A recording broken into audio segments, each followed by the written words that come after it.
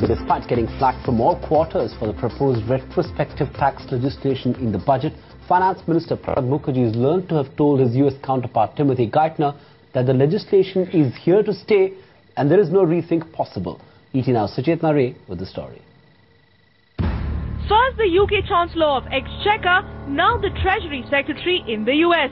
Pranab Mukherjee's counterparts in both continents have tax on their mind, but Dada would have none of it. Despite global backlash on his decision to retrospectively amend India's tax laws, Pranab Mukherjee has refused to budge. In his conversation with Timothy Geithner in Washington, when the US Finance Minister raised concerns on tax changes in India, Pranab Mukherjee is learned to have told him that tax changes proposed are clarificatory in nature and they reiterate the intent of the legislation. Pranab also said that a company like Vodafone, which sells or buys assets located in India, have to bear taxes at some stage. Pranab detractors insist that the attempt to retrospectively tax Vodafone is seemingly vindictive, especially after the Supreme Court decision. But North Bloc insists that it's a move to protect India's revenues. There is no issue of the government seeing or taking any unfair decision.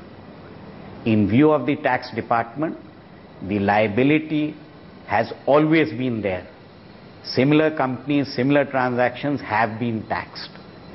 And if Parliament concurs in terms of the retrospective clarification of intent, then such a transaction would be liable to tax. But not an argument that the UK industry finds favour with.